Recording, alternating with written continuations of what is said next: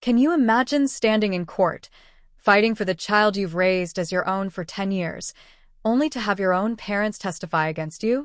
It was a gut-wrenching betrayal, but then I handed the judge a sealed folder. His eyes widened, completely stunned, and he asked, "Do they even know what you have?" All I could do was nod. My name is Natalie, I'm 34 now, and that terrifying day in court was the culmination of a decade of my life being turned upside down. 10 years ago, my sister, Amanda, literally dumped her 3-month-old baby on my doorstep and vanished. My parents, their voices cold and unfeeling, told me, "She's your burden now." I swore to myself then and there that Lily would never be a burden. She became the daughter of my heart. But when Amanda suddenly reappeared with my parents, suing me for custody, claiming I'd kept them apart, well, that's when everything I'd built came under attack. This is the story of how I fought to keep my girl and what true family really means. Get comfortable because this is going to be a wild ride. Before Lily came into my life, I had everything planned out. I was a pediatric nurse at Memorial Hospital, just promoted to head nurse on my floor. Mark, an architect I'd been dating for 2 years, and I were even talking about moving in together. My life was on this perfect timeline I'd meticulously mapped out. Then one rainy Tuesday night in October, it all changed. I'd just dragged myself home after a grueling 12-hour shift, kicked off my shoes, and finally settled on the couch with some takeout and a glass of wine. The doorbell rang around 9:30. I almost ignored it, thinking it was some late package or a wrong address. But it rang again, more insistently this time. Reluctantly, I got up. What I found on my welcome mat changed my life forever. A car seat, covered with a thin blanket to shield it from the rain. My hands were shaking as I pulled back the blanket. Inside was a tiny baby girl, maybe 3 months old, with rosy cheeks and a wisp of dark hair, just like my sister Amanda. Tucked beside her was a crumpled note, scrawled in handwriting I instantly recognized. 7 brutal words. Her name is Lily. I can't do this. Take care of her. I'm sorry. That was it. My entire world shattered, right there on my doorstep. I looked up and down the street, frantic, but there was no sign of Amanda. I called her cell, but it went straight to voicemail. I carefully picked up a car seat, my hands trembling. Lily was sleeping peacefully, utterly unaware that her mother had just abandoned her. My first call after Amanda was to my parents. Even now, remembering their response makes my stomach churn. "We told her not to have that baby," my mother said, her voice like ice. "She made her choice, and now she's running away from it. Typical Amanda." But what do I do? I pleaded, panic clawing at my throat. I can't just keep a baby. I don't know anything about caring for an infant. "She's your burden now," my father cut in, his tone firm, leaving no room for argument. "We are done cleaning up after Amanda. We're too old for this." "She left her with me, not you," I argued, desperation rising. "She's your granddaughter." "And we never asked to be grandparents," my mother replied dismissively. "Especially not to the child of whatever random man Amanda hooked up with." They hung up shortly after, refusing to come over or offer any help. I sat on my couch, staring at the sleeping baby, completely overwhelmed.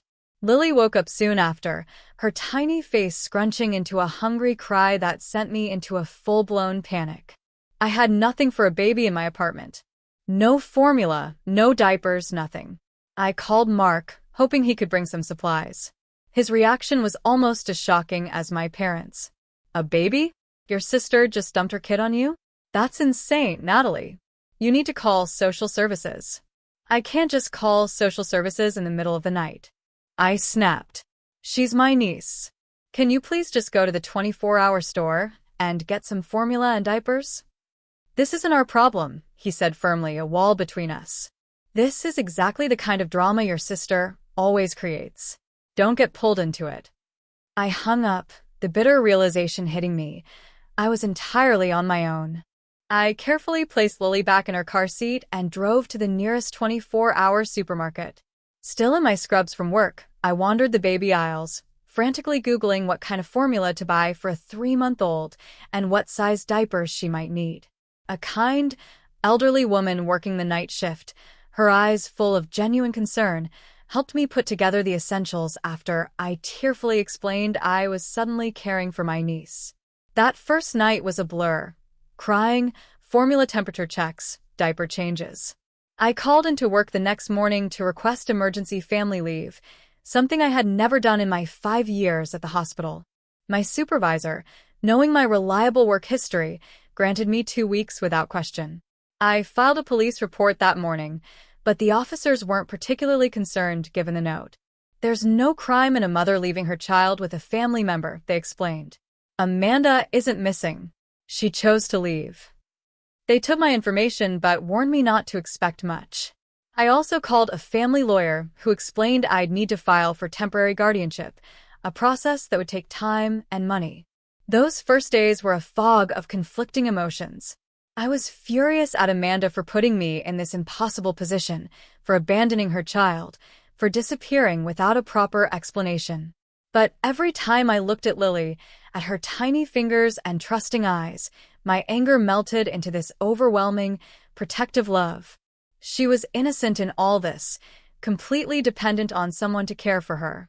That first night with Lily, I made a makeshift crib from a drawer lined with soft blankets and slept on the couch beside her, waking every few hours to her hungry cries. As I fed her in the quiet darkness, watching her tiny face relax in contentment, I whispered a promise I would keep for the next decade. I don't know what happened with your mom, but I'm here now. I will figure this out. You are safe with me. Within 2 weeks, it was crystal clear Amanda wasn't coming back anytime soon. I had to make serious changes to accommodate Lily. My 1-bedroom apartment was too small, so I found a 2-bedroom place closer to the hospital, stretching my budget to the breaking point.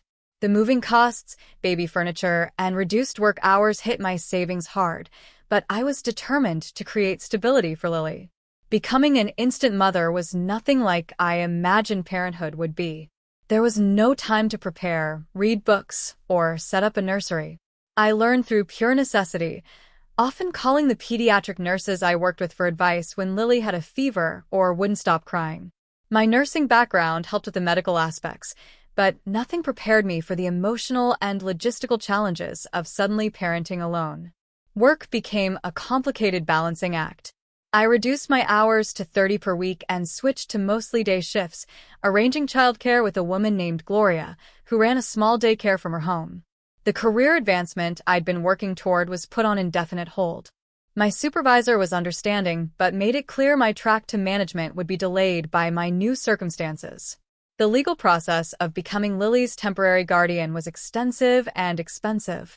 I spent hours filling out paperwork, meeting with court-appointed evaluators, and attending hearings. Without Amanda present to formally transfer custody, everything took twice as long. I was fingerprinted. My home was inspected. My entire life was scrutinized to determine if I was fit to care for my own niece. While all this was happening, my relationship with Mark deteriorated rapidly. What started as reluctance to help turned into simmering resentment. I didn't sign up to date a single mom, he said during one of our increasingly frequent arguments. We had plans, Natalie. Travel, buying a house together, building our careers. How does any of that happen now? Life happens, I told him, trying to stay calm. Plans change. What was I supposed to do? Put her in foster care? Maybe that would have been better for everyone, he muttered. That was the end of our relationship. I packed up the few things he kept in my apartment and told him not to contact me again. Losing him hurt, but nowhere near as much as his suggestion that I should have abandoned Lily to the system. His true character had revealed itself, and I was better off knowing sooner rather than later. My parents made rare appearances during that first year, always brief and always critical. My mother would come over, look around my apartment with thinly veiled disapproval, and make comments about how tired I looked or how cluttered the space was. She would hold Lily awkwardly, as if she might break, never offering to change a diaper or give her a bottle. You're letting her cry too much, she'd say. But I suppose you don't know any better. My father rarely engaged with Lily at all, keeping his distance physically and emotionally. He'd stand in the doorway, arms crossed, watching as if the whole scene was a disaster he was being forced to witness. "Has anyone heard from Amanda?" he would ask, his voice tight with anger. It was the only time he showed any emotion about the situation. "If I had heard from Amanda, you'd be the first to know," I'd reply, knowing it was a lie. My parents had made their position clear the night Lily arrived. They had written off both their daughters and their granddaughter in one phone call. Thankfully, I found support elsewhere. My coworkers organized a baby shower a month after Lily arrived, gifting me essential items and hand-me-downs from their own children. My next-door neighbor, Mrs. Santiago, became a surrogate grandmother figure, offering to watch Lily when I needed to run errands and teaching me her secret technique for soothing colicky babies. Around month 3 of caring for Lily, I hired a private investigator with money I couldn't really spare. He managed to track down information suggesting Amanda had traveled to California. There were records of her working at a restaurant in San Diego for a few weeks, but then the trail went cold again. It was both a relief and a heartbreak to know she was alive, but choosing to stay away. Despite the chaos of that first year, Lily thrived. She rolled over, sat up, crawled, and spoke her first word, Nana, which became her name for me. Each milestone was celebrated with photos and videos, stored carefully for a future where she might want to know about her early life. I created a memory box where I kept these mementos, along with the few items she had arrived with, including Amanda's note. Lily's first birthday was nothing like the elaborate parties my friends threw for their children. We couldn't afford a fancy celebration, but I invited the small circle of people who had supported us through that difficult year. Mrs. Santiago made a beautiful cake, my friend from work brought balloons, and Lily smashed frosting all over her face, while everyone cheered. My parents declined to attend, claiming a prior commitment. As I tucked Lily into bed that night, now in a proper crib in her own room, decorated with secondhand furniture and wall decals I'd found on sale, I realized something profound. Despite all the hardship, stress, and sacrifice, I could no longer imagine my life without her. In just 1 year, this child who had arrived as a responsibility had become the center of my world. I wasn't just caring for her out of obligation anymore. I loved her fiercely, completely, as if she had been mine from the beginning. "Happy birthday, sweet girl," I whispered, kissing her forehead. We made it through our first year together. Here's to many more. 5 more years passed in the blink of an eye. Lily started kindergarten, a milestone that filled me with equal parts pride and nostalgia for her baby days. Our morning routine was well established by then, a choreographed dance of breakfast preparation, outfit selection, and backpack checking. Lily was an early riser, often waking me by climbing into my bed with a stuffed bunny named Hoppy and a steady stream of questions about the day ahead. "Nana, is today library day? Can I wear my star shoes? Will you make pancakes with blueberry smiles?" I had transitioned to a position as a school nurse at an elementary school different from Lily's to maintain professional boundaries. The job came with family-friendly hours and holidays off, a crucial change that allowed me to be more present for her. My career ambitions had shifted dramatically from climbing the hospital hierarchy to finding stability and balance for our little family of 2. Our apartment had become a true home, walls covered with Lily's artwork and photographs documenting our journey together. Her personality had blossomed into something remarkable, a combination of curiosity, resilience, and creativity that amazed me daily. She loved building elaborate worlds with blocks, creating stories about the characters she invented, and asking questions that sometimes left me searching for appropriate answers. We had our special traditions that anchored our weeks. Friday nights were movie nights with homemade popcorn and pillow forts in the living room. Sunday mornings meant visits to the local park where Lily had favorite climbing structures, and I had a bench where I could watch her play while chatting with other regular parents. These simple rituals created the stability children crave, especially those who have experienced early disruption. As Lily grew older, her questions about her origins became more frequent and complex. I had always been truthful with her in age-appropriate ways, explaining that her mother was my sister, who hadn't been ready to be a mommy when Lily was born. "Where is she now?" Lily would ask, her eyes wide with innocent curiosity. "I don't know exactly," I would answer honestly, but she made sure you came to me because she knew I would love you very much. Will she ever come back? I don't know that either, sweetheart. But no matter what, you and I are a family. To help her understand different family structures, I created a storybook with pictures and simple text explaining how families come in all shapes and sizes. Some kids live with grandparents, some with two moms or two dads, some with just one parent, and some, like Lily, with an aunt who loves them more than anything in the world. My parents maintained their distance, visiting perhaps 3 or 4 times a year, always with the same tension and criticism. My mother would bring gifts that were often inappropriate for Lily's age or interests, demonstrating how little she paid attention to who her granddaughter actually was. She should be in ballet by now, my mother would comment, bringing yet another tutu for a child who preferred dinosaurs and building blocks. All the girls in the neighborhood are taking lessons. My father remained emotionally unavailable, asking surface-level questions about Lily's schooling but never engaging in play or meaningful conversation with her.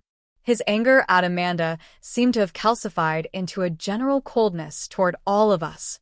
Lily, sensitive and perceptive, would become quieter during their visits, her natural exuberance dimmed by their lack of warmth. My personal life remained largely on hold during these years. Dating as a single mother was complicated enough, but dating as someone in my unique situation seemed nearly impossible.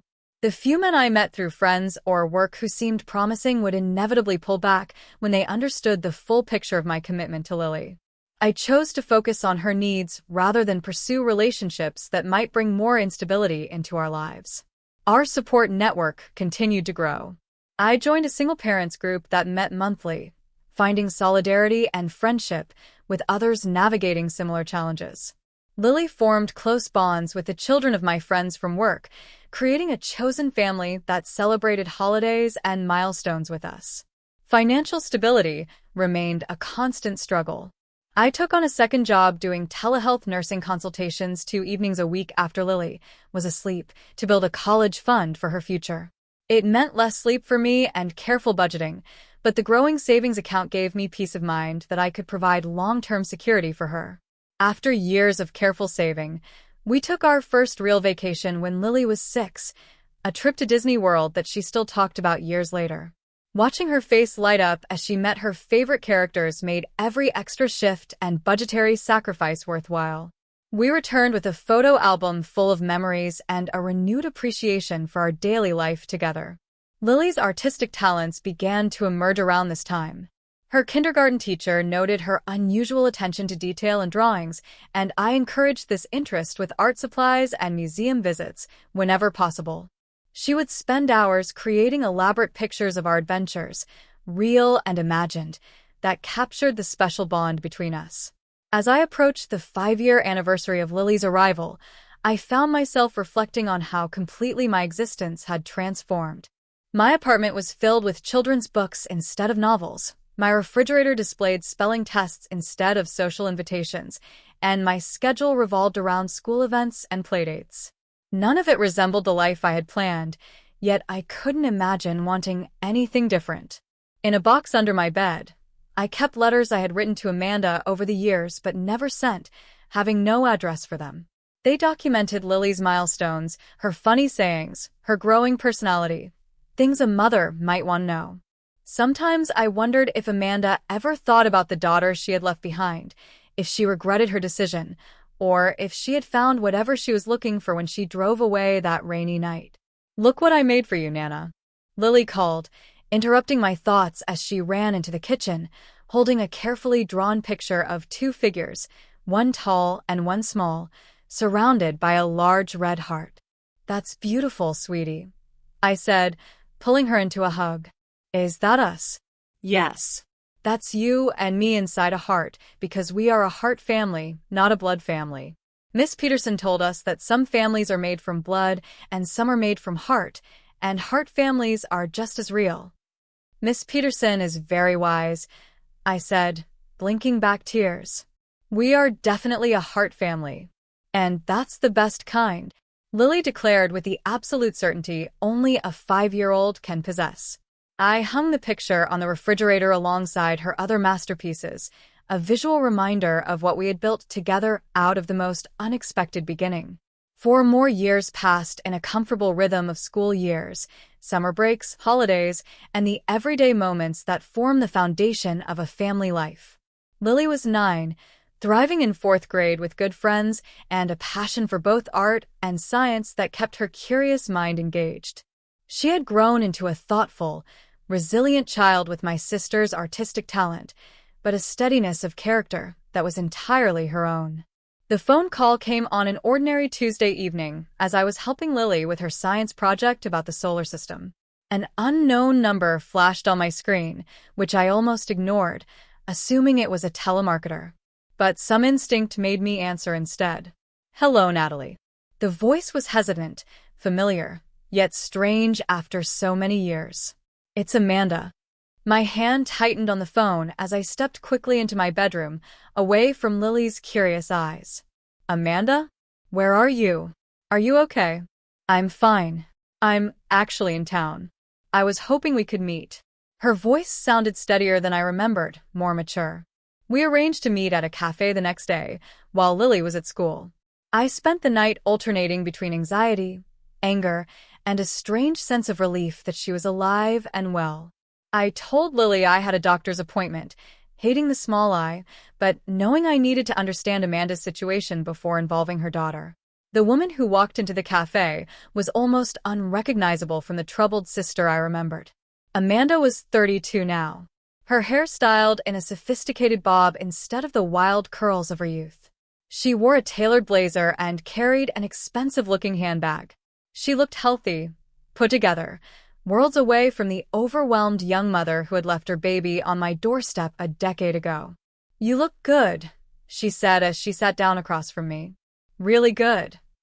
"You too," I replied, studying her face for traces of the sister I had once been close to. "You seem well." "I am," she said, twisting her hands nervously despite her composed appearance.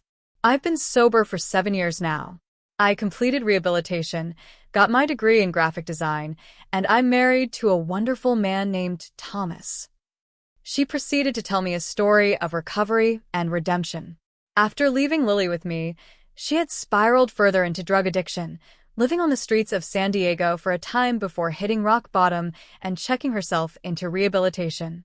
There she met Thomas, a counselor, and after completing her program and maintaining sobriety, they had eventually married. They had no children of their own. "I wasn't fit to be a mother then," she admitted, her voice low. "I was using heavily during my pregnancy, though I tried to stop. I was terrified Lily would have health problems because of me. When she seemed okay, I thought I could handle it. But the postpartum depression hit hard, and I went back to using. The night I brought her to you, I had been using for days. I knew I was going to hurt her if I kept her. Leaving her with you was the only good decision I made during that time."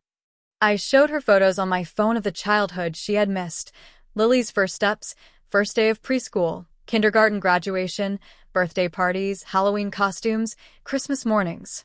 Amanda wiped tears as she swiped through the evidence of a decade of absence. "She's beautiful," she whispered. "So beautiful. And clearly happy. You've done an amazing job, Natalie." My emotions were chaotic, a mixture of the old anger at her abandonment and a new, cautious hope that perhaps Lily could have a relationship with her birth mother after all. We talked for hours, carefully navigating a decade of separation and the complex reality of our situation.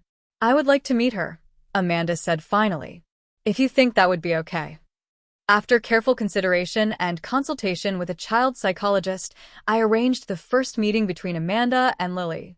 I prepared Lily by explaining that my sister, her birth mother, had been very sick when Lily was a baby but was better now and wanted to meet her. I emphasized that nothing would change about our life together, but that Amanda might become a part of our extended family, like an aunt. The meeting took place at a neutral location, a children's museum, where Lily could feel comfortable and engaged if the interaction became overwhelming. Lily was uncharacteristically shy, clinging to my hand as Amanda approached with a nervous smile. "Hello, Lily," Amanda said softly. "I've been looking forward to meeting you for a long time." Hi, Lily replied, half hiding behind me. Nana says you're her sister. That's right. And I'm also your birth mother, which means you grew in my tummy before you were born. Lily nodded solemnly. But Nana is my real mom, she piped up, because she takes care of me and loves me and helps me with homework and makes me soup when I'm sick. Amanda's eyes filled with tears, but she smiled bravely. That's absolutely right. You are very lucky to have such a wonderful mom. Over the following months, Amanda became a cautious presence in our lives. We established a routine of supervised visits, gradually increasing the time as Lily became more comfortable. Amanda was respectful of boundaries, never pushing for more than I was comfortable with, always deferring to my parenting decisions. She brought thoughtful gifts that showed she was paying attention to Lily's interests and development. After about 6 months of this careful dance, Amanda dropped a bombshell. She and Thomas were moving permanently to our city. She had accepted a job at a local design firm, and they had purchased a house just 20 minutes from our apartment. We want to be closer to Lily, she explained over coffee. To be a regular part of her life. Warning bells rang in my head, but I pushed aside my concerns. This could be positive for Lily, I reasoned, having her birth mother in her life in a healthy way. I invited Amanda and Thomas for dinner, wanting to get to know the man who would be around my niece. The dinner went well on the surface. Thomas was charming and engaging, asking Lily about school and complimenting my cooking. Yet, something felt off about his two perfect responses, and the way he watched Amanda carefully as she spoke, as if monitoring her. The other shoe dropped during dessert. We've been thinking, Amanda said, glancing at Thomas for encouragement, that now that we're settled and financially stable, I would like to be Lily's mother again. Legally, I mean. My fork clattered against my plate. What exactly are you saying? We think it would be best for Lily to live with us, Thomas interjected smoothly. Of course, you would have liberal visitation. You've done an amazing job raising her, Natalie. And no one can take that away from you. But a child belongs with her mother when possible. I am her mother, I said, my voice low to avoid alerting Lily, who was showing Thomas her art supplies in the living room. I have been her mother for 10 years while you were nowhere to be found. Biologically, I am her mother, Amanda countered. And I am in a much better position now to provide for her.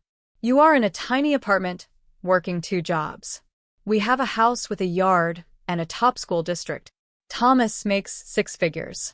She could have her own room, a college fund, vacations, everything children should have. She already has everything she needs, I said, struggling to keep my voice steady, including stability and security with the only parent she has ever known. The conversation ended uneasily with promises to discuss it further. After they left, I sat in stunned silence, processing the threat to everything I had built with Lily. I had naively believed Amanda wanted to be a supportive presence in Lily's life, not to replace me entirely. The situation deteriorated further when my parents unexpectedly contacted me, something they rarely did. They requested Sunday dinner at their house, including Lily. When we arrived, Amanda and Thomas were already there, looking comfortable in my childhood home. Your sister has told us everything, my father said after an uncomfortable meal where my mother fussed over Amanda as if she was the prodigal daughter returned in glory.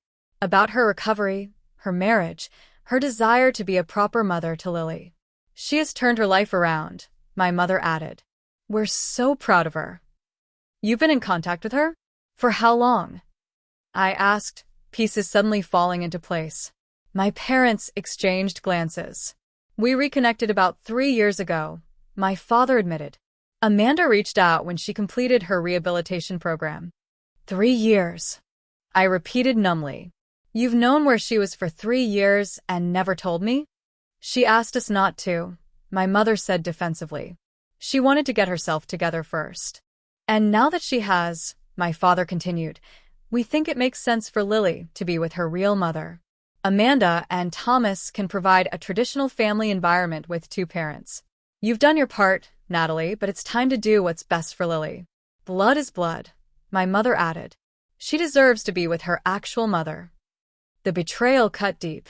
Not only had Amanda returned with the intention of taking Lily from me, But my parents had apparently been supporting this plan, maintaining contact with Amanda for years while continuing their cold, critical visits to us. "We're leaving," I said, standing abruptly and reaching for Lily's hand. "Lily, put on your coat, please." "But we haven't had dessert," Lily protested, confused by the tension she clearly sensed. "We'll get ice cream on the way home," I promised, helping her with her coat while avoiding eye contact with my family. As we drove home, Lily was uncharacteristically quiet, staring out the window at the passing streetlights. "Nana," she finally said in a small voice.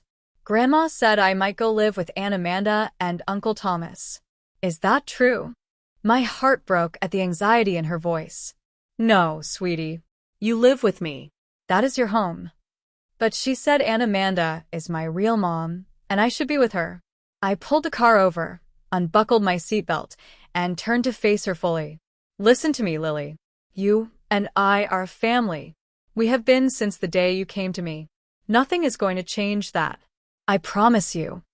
Her bottom lip trembled. "Cross your heart." "Cross my heart," I said firmly, making the gesture that had sealed all our important promises since she was tiny. "No one is going to take you away from me." That night, after Lily finally fell asleep, I found her in the throes of a nightmare, calling out, "No, no, don't take me," in her sleep. As I held her, soothing her back to peaceful slumber, a cold determination settled in my chest. I would fight with everything I had to keep my promise to her. The certified letter arrived 3 weeks later, its formal language disguising the bomb it contained. Amanda was petitioning for restoration of her parental rights and custody of Lily. The family court date was set for 30 days later. Each legal term felt like a physical blow: biological parent, termination of guardianship, best interests of the minor child, home study, psychological evaluation. The words swam before my eyes as I realized that the life we had built together could potentially be dismantled by a judge who knew nothing about our bond, our daily rhythms, our love.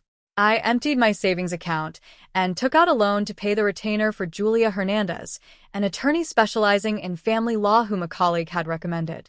Her office was warm but professional, with children's books and toys in the corner, suggesting she understood the human stakes of her work. "I won't sugarcoat this," Julia said after reviewing my case.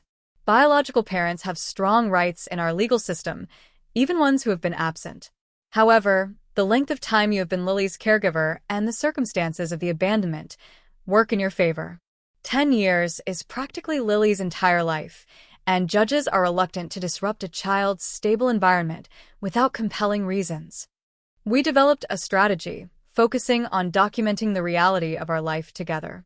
I gathered school records showing my consistent attendance at parent-teacher conferences and involvement in Lily's education.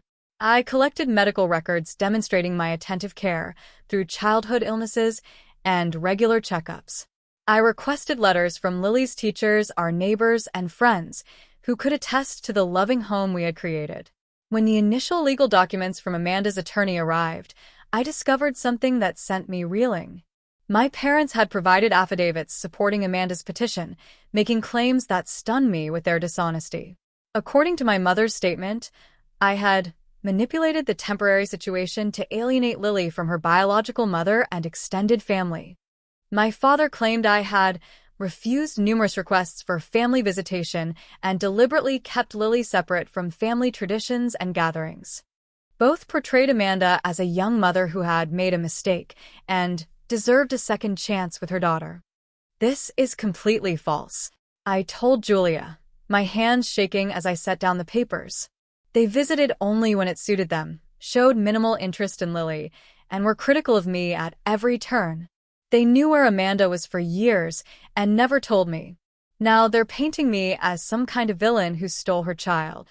"Family custody battles often bring out the worst in people," Julia said gently. "The good news is that these statements can be refuted. We can document the actual frequency of their visits and communication. Do you have text messages, emails, or other records of your interactions with your parents over the years?" I did. I had saved emails and texts out of a habit born from dealing with their unpredictable behavior, documenting canceled visits and critical comments. I had never imagined they would be evidence in a custody battle. The stress began to affect Lily. She started having trouble sleeping, became clingy before school, and her normally excellent grades began to slip. Her teacher called to report that Lily had burst into tears during class when another child talked about moving to a new house. I arranged for her to see a child psychologist specializing in family transitions, trying to help her process her fears while shielding her from the worst of the legal battle. Lily exhibits significant anxiety about potential separation from her primary caregiver, the psychologist reported.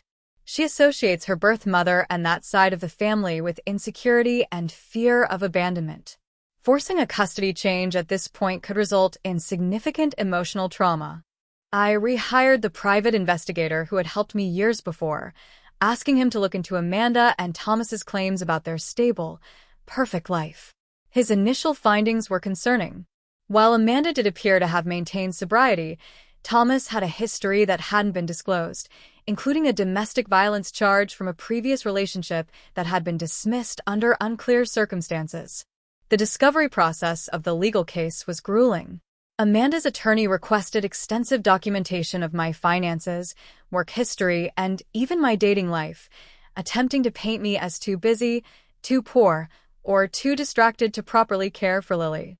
Each demand felt like an invasion, forcing me to justify the life we had built together to strangers who knew nothing about our daily happiness.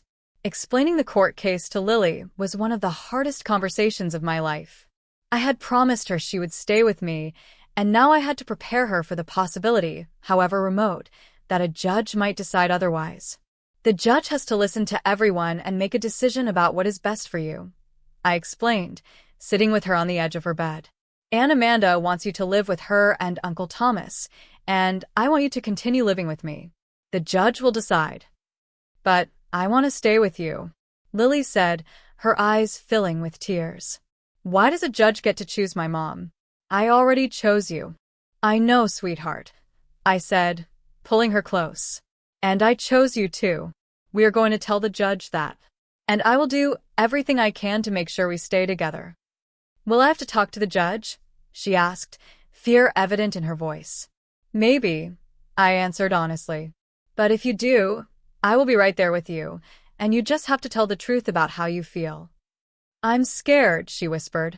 Me too, I admitted. But being scared is okay. Sometimes we will be scared together, and we will get through this together, just like we have gotten through everything else. As the court date approached, I tried to maintain as much normalcy as possible for Lily's sake. We kept our Friday movie nights and Sunday park visits. I helped with homework, attended her art show at school, and pretended everything was fine while my insides twisted with anxiety about our future. The timing of Amanda's return after exactly 10 years seemed suspicious, a detail that nagged at me. I mentioned it to the private investigator during one of our updates. That does seem convenient, he agreed. Let me look into whether anything changes legally at the 10-year mark. 2 days later, he called with urgency in his voice. We need to meet. I've found something significant. He arrived at my apartment with a folder of documents, waiting until Lily was engrossed in a television show before spreading them on my kitchen table. Your sister's husband has been systematically searching for your niece's biological father, he explained, pointing to social media searches and database inquiries. Based on the timing and nature of the searches, it appears they located him approximately 6 months ago, just before they contacted you. Why would they be looking for Lily's father? Amanda never even told me who he was. Because of this, he said, pointing to another document. The man they identified, Jason Reynolds, inherited a significant sum from his grandfather last year. We're talking multiple millions. If Amanda regains custody of Lily and establishes paternity, she could potentially claim substantial child support retroactively, plus secure future financial benefits for Lily that they would control as her guardians. The pieces fell into place with sickening clarity. Amanda's sudden interest in motherhood after 10 years of absence.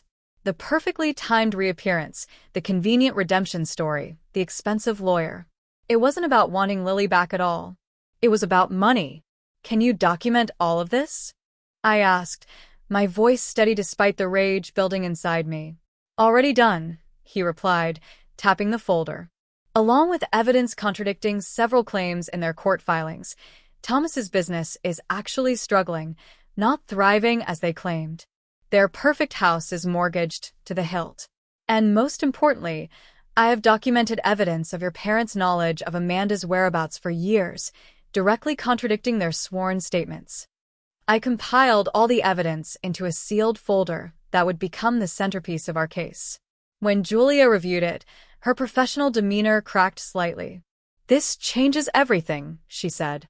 "The judge needs to see this." The county courthouse was an imposing building of stone and glass, its formal atmosphere immediately intimidating. I wore my most professional outfit, a navy blue suit I had purchased specifically for this day, wanting to project stability and competence. Lily was staying with her art teacher, a kind woman who had volunteered to keep her occupied during the proceedings to spare her the tension of the courtroom. Amanda and Thomas sat at the table across the aisle, both immaculately dressed. Amanda in a conservative floral dress that suggested maternal warmth, Thomas in a tailored suit that spoke of financial success. My parents sat directly behind them, my mother clutching her purse nervously, my father staring straight ahead with that jaw-set expression I had known since childhood meant his mind was made up. Judge Harmon, a woman in her 60s with silver hair and reading glasses perched on her nose, called the court to order. She explained that this was a hearing to determine custody of Lily Morgan, now 10 years old, and outlined the factors she would consider in making her decision. "The court's primary concern is the best interest of the child," she stated firmly. "We will hear testimony from all parties involved and review the evidence presented. I expect complete honesty and respect for these proceedings." Amanda testified first, telling a compelling story of youthful mistakes, hard-won sobriety, and maternal longing. She described her marriage to Thomas as loving and stable, their home as spacious and child-friendly, their finances as more than adequate to provide Lily with advantages I could never offer. She wept at appropriate moments, describing her regret at missing years of Lily's life and her desire to make up for lost time. "I made a terrible mistake when I was young and addicted," she said, dabbing at her eyes with a tissue. "But I have worked so hard to become someone worthy of being Lily's mother. I want to give her the life she deserves, with a mother and father who can provide everything she needs." Thomas followed with equally polished testimony, describing their 4-bedroom house with a backyard perfect for a child, the excellent school district they had specifically chosen with Lily in mind, and his financial ability to ensure she would never want for anything. He spoke of college funds already established, family vacations planned, and his desire to be the father figure Lily had lacked. "We can offer Lily stability, a traditional family environment, and opportunities that simply are not possible in her current situation," he said confidently. "While we respect what Natalie has done, we believe Lily belongs with her mother and in our home." My parents testified next, both reinforcing the narrative Amanda had constructed. My mother spoke of her joy at Amanda's recovery and her belief that Lily would benefit from a relationship with her real mother. She claimed I had been resistant to family gatherings and had deliberately kept Lily separate from them, preventing the bond that should have developed between grandparents and grandchild. "Natalie has always been stubborn," she said with a sigh that suggested long-suffering patience. "Once she decided Lily was hers, she shut out the rest of the family. We tried to be involved, but she made it so difficult." My father's testimony was briefer, but equally damaging. He described Amanda as reformed and deserving of a second chance, while characterizing me as controlling and unwilling to acknowledge Lily's need for her biological mother. "Blood is blood," he stated, echoing the sentiment from our family dinner. "A child belongs with her real mother when that is possible. Natalie has done her duty, but it's time for Lily to be with Amanda." Their testimonies felt like physical blows. Each false statement and twisted truth, another wound from the people who should have supported me. I clutched my hands in my lap to stop them from shaking, focusing on maintaining my composure for Lily's sake. Amanda's attorney, an expensive-looking man in a designer suit, then questioned me aggressively about my finances, my work schedule, and my personal life, attempting to portray me as barely managing and unable to provide the advantages Amanda and Thomas could offer. "Is it not true that you work 2 jobs to make ends meet?" he asked. "I work as a school nurse full-time and do telehealth consultations some evenings after Lily is asleep to build her college fund," I corrected. "And you live in a 2-bedroom apartment rather than a house?" "Yes, in a neighborhood Lily knows well, close to her school and friends." "Have you maintained any serious relationship since becoming Lily's guardian?" "My primary focus has been providing stability for Lily rather than dating," I replied. The questioning continued in this vein, designed to make my loving, stable home seem inadequate compared to the materially advantaged one Amanda was offering. I answered truthfully, but felt the implied judgment in each question, the suggestion that love and consistency were somehow less important than square footage and vacation plans. When my turn to present evidence came, the energy in the courtroom shifted. Lily's current and former teachers testified about her academic progress, social development, and the strong, secure attachment she clearly had to me. They described a happy, well-adjusted child who spoke of my mom, Nana, with love and trust. In my 20 years of teaching, I have rarely seen a parent as involved and attentive as Natalie, her current teacher stated firmly. Lily is thriving under her care. She is confident, kind to other children, and academically motivated. These are all signs of a child who feels secure and loved. The school counselor, who had been working with Lily since the custody issue arose, provided professional testimony about the potential psychological impact of removing Lily from the only stable home she had ever known. Lily identifies Natalie as her mother in every meaningful sense of the word, she explained. Forcing a change in her primary caregiver at this stage of development could result in significant attachment issues, anxiety, depression, and academic regression. The bond between them is profound and should not be disrupted without compelling reason. Finally, it was my turn to testify. I spoke from the heart about the 10 years of mothering Lily, from those first terrifying days of learning to care for an infant to watching her grow into the amazing 10-year-old she now was. I described our daily routines, our traditions, our support network of friends and chosen family. I explained how I had always kept the door open for Amanda to be part of Lily's life, saving mementos and speaking of her birth mother in positive terms despite her absence. "I have loved Lily as my own from the moment she came into my life," I concluded, my voice steady despite the emotion behind my words. "Not because she is my biological child, but because she is my child in every way that matters. I have been there for every fever, every nightmare, every school project, every skin knee, and every triumph. I am not perfect, and I cannot offer her the material advantages that Amanda and Thomas claim they can. But I can offer her the security of knowing she is loved unconditionally by the parent who chose to be there every single day of her life." Then came the moment we had prepared for. Julia presented the sealed folder of evidence to the judge, requesting it be entered into the record. As Judge Harmon reviewed the contents, her expression changed from professional neutrality to visible concern. She looked up sharply, first at Amanda and Thomas, then at my parents. "Counsel approached the bench," she said. After a brief, intense discussion with the attorneys, she turned to Amanda. "Miss Morgan, are you aware of the contents of this folder?" Amanda shook her head, looking confused. "No, Your Honor." "It contains evidence directly contradicting several key claims in your petition," the judge continued, "including documentation that your husband has been actively searching for Lily's biological father, who recently came into a substantial inheritance." A murmur ran through the courtroom.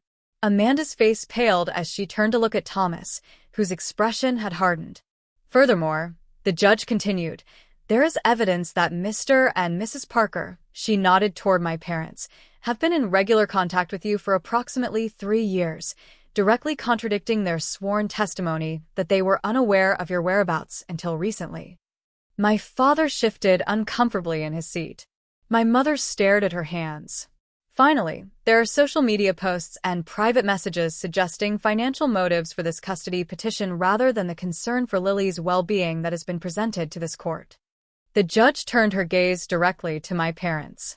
"Mr. and Mrs. Parker, Did you knowingly provide false testimony to this court regarding your knowledge of your daughter Amanda's whereabouts? My father cleared his throat. We were trying to protect her privacy during her recovery, Your Honor. That is not what I asked, Judge Harmon said sharply. Did you knowingly make false statements under oath? We may have misremembered some details, my mother offered weakly. Perjury is a serious offense, the judge reminded them before turning to Amanda. Miss Morgan, were you aware that your husband was searching for Lily's biological father for potential financial gain? Amanda's composure cracked. Thomas handled the legal aspects. He said it would strengthen our case to have the biological father's information. And did he mention the inheritance? The judge pressed. Not specifically, Amanda said, though her avoiding gaze suggested otherwise. Thomas leaned forward. Your Honor, if I may explain, Mr. Richards, Judge Harmon advised, I suggest you confer with your attorney before speaking further. The evidence suggests potential legal issues beyond the scope of this custody hearing. The courtroom atmosphere had transformed completely. What had begun as Amanda's carefully orchestrated performance had unraveled into exposed lies and questionable motives. Judge Harmon called a brief recess to review the evidence more thoroughly, leaving both parties to sit in tense silence. When court resumed, the judge's expression was grave. Having reviewed the evidence and testimony presented today, I find several disturbing elements in the petitioner's case. What appears on the surface to be a mother seeking to reunite with her child seems, upon closer examination, to be motivated at least in part by financial considerations related to the biological father's recent inheritance. She continued, addressing Amanda directly. Miss Morgan, while I believe you may have genuine feelings for your daughter, the timing and circumstances of your petition raise significant concerns about your motivations and judgment. The evidence suggests you have misrepresented several key facts to this court. Turning to me, her expression softened slightly. Miss Parker, the evidence clearly shows you have provided a loving, stable home for Lily throughout her life. The testimony of educational professionals and the documentation of your consistent care are compelling evidence of your commitment to her well-being. With a final look at her notes, Judge Harmon delivered her ruling. It is the finding of this court that the best interests of the minor child, Lily Morgan, are served by maintaining her current living situation with her aunt and legal guardian, Natalie Parker. The petition for change of custody is denied. The relief that flooded through me was so intense, I nearly collapsed in my chair. Julia squeezed my hand in silent congratulation as the judge continued. Miss Morgan will be granted limited, supervised visitation to be arranged through family services, with the potential for expanded visitation in the future if deemed appropriate. Mr. and Mrs. Parker, she added, looking sternly at my parents. The court takes note of your apparent willingness to provide misleading testimony in this case. You are admonished that such behavior undermines the legal process designed to protect children like your granddaughter. As the formal proceedings concluded, I sat quietly, processing the outcome. We had won. Lily would stay with me where she belonged. The nightmare was over. Amanda approached me as I gathered my things, her eyes red from crying. I never wanted to hurt her, she said softly. Or you? It just got complicated. It didn't have to be, I replied, too emotionally drained for anger. You could have just been honest from the beginning about wanting to know her. She nodded, looking down. I know, Thomas thought. It doesn't matter what he thought. I cut her off. I should have known better. I simply nodded, unwilling to absolve her in that moment, and walked out of the courtroom toward the sunlight and the freedom to continue being Lily's mother without the shadow of uncertainty hanging over us. The moment I picked up Lily from her art teacher's house was one I will never forget. She ran to me, scanning my face anxiously for clues about the outcome. What did the judge say? Do I still get to live with you? I knelt down to her level, taking both her hands in mine. Yes, sweetheart. The judge said you stay with me. We are still a family, just like always. Her entire body sagged with relief as she threw her arms around my neck. You promised. You crossed my heart promised, and you kept it. I will always keep my promises to you, I said, holding her tightly and breathing in the scent of her hair, allowing myself to fully feel the weight that had been lifted from my shoulders. Always. That evening, we celebrated with pizza and ice cream, a simple feast that felt like the most luxurious meal imaginable under the circumstances. As Lily chatted excitedly about an art project she had worked on during the day, I marveled at her resilience and her capacity for joy despite the uncertainty she had been living with. The aftermath of the court case required careful navigation of new boundaries with my family. I arranged to meet my parents at a neutral location without Lily present, needing to address their betrayal directly. "How could you lie in court?" I asked them, not bothering with pleasantries. "How could you support taking Lily away from the only home she has ever known?" "We thought we were doing the right thing," my father said defensively. "Amanda is her mother." "And I am her mother, too," I said firmly. "In every way that counts.